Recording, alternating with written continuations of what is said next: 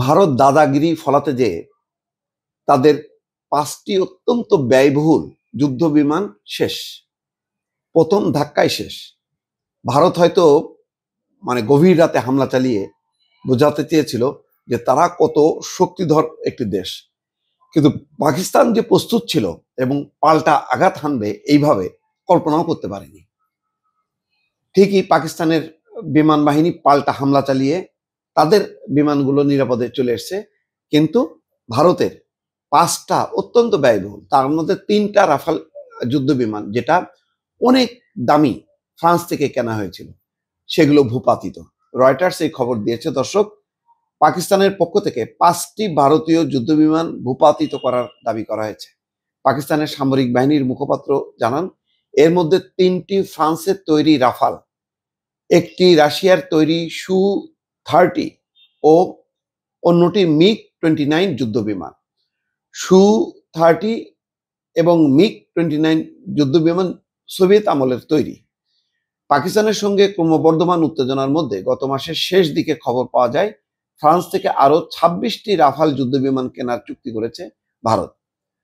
ভারতের হাতে থাকা 36টি রাফাল যুদ্ধ বিমানের সঙ্গে নতুন 26টি এলে দেশটির রাফাল যুদ্ধ বিমানের বহর আরো শক্তিশালী হওয়ার প্রত্যাশা করা হচ্ছিল। এই 26 রাফাল যুদ্ধ বিমানের মূল্য প্রায় 740 কোটি মার্কিন ডলার। নিজেদের সামরিক সরঞ্জাম দ্রুত আধুনিকীকরণের প্রচেষ্টার অংশ হিসেবে ফ্রান্স থেকে এসব যুদ্ধ বিমান কিনছে নয়াদিল্লি। কিন্তু কি হলো, কালকেই এর মধ্যে 3টা চলে গেল। বোঝেন অবস্থা। রাফাল যুদ্ধ বিমানগুলো তৈরি করেছে ফরাসি মহাকাশ সংস্থা দাসো এভিয়েশন। বলা হয় এগুলো ভারতের নিজেদের তৈরি বিমানবাহী রণতরী থেকে পরিচালিত হবে। রাশিয়ার মিগ-29 এর জায়গায় নতুন রাফাল যুদ্ধ বিমানগুলো যুক্ত করার কথাও জানানো হয়। তারা কালকে একযোগে নৌ, বিমান এবং স্থল বা 3 বাহিনী সম্মিলিত আক্রমণ করছে গভীর রাতে, যাতে পাকিস্তান প্রস্তুতির সুযোগ না পায়। এর আগে দেখেন কয়েকদিন কিন্তু চুপচাপ ছিল। এই যে বিভিন্ন দেশ বলছিল যে যুদ্ধ করা যাবে না, কোনোভাবেই যুদ্ধ করা যাবে না, একযোগে সবাই না করছে, কিন্তু ভারত কিন্তু চুপচাপ ছিল। তার মানে ভেতরে ভেতরে তারা কখন হামলা চালাবে তার পরিকল্পনা করছিল। পাকিস্তানের তথ্যমন্ত্রী কিন্তু বলছিল যে 24 থেকে 36 ঘন্টার মধ্যে হামলা চালানো হবে, যদিও ওই সময় সীমার পরেই হামলা চালানো হলো। কিন্তু হামলা পাকিস্তানের 6টা শহরের লক্ষ্যবস্তুতে হামলা চালানো হয়েছে। বলা হচ্ছে যে জঙ্গি ঘাঁটিগুলি ধ্বংস করা হয়েছে, কিন্তু আসলে তো ভোকাস, বেসামরিক লোকজন মারা গেছে। এখন পর্যন্ত প্রায় 26 জন 27 জন নারী, পুরুষ, শিশু মারা গেছে।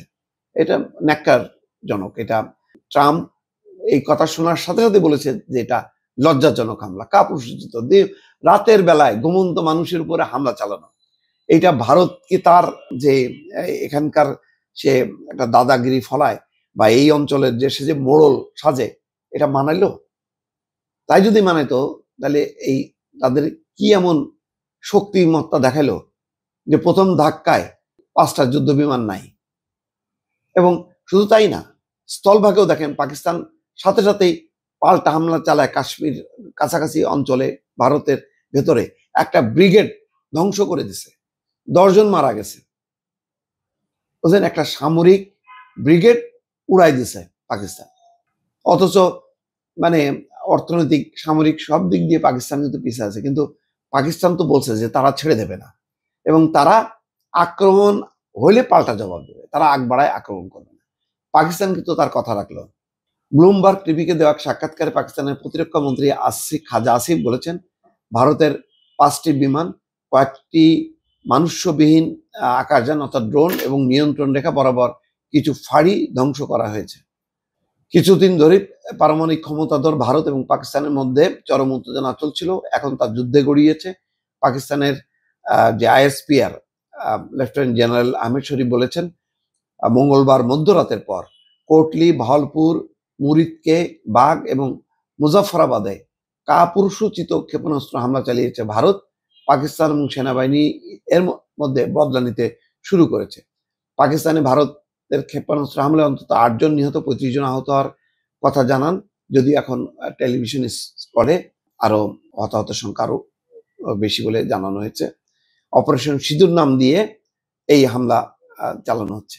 এখন এই হামলা চালাতে যে বিপুল ক্ষয়ক্ষতিটাকে কিভাবে মোকাবেলা করবে, পরবর্তী স্টেপে আরো হামলা চলবে কিনা, নিশ্চয়ই সেটা এখন দেখার বিষয়। দর্শক ভালো থাকবেন। আল্লাহ হাফেজ।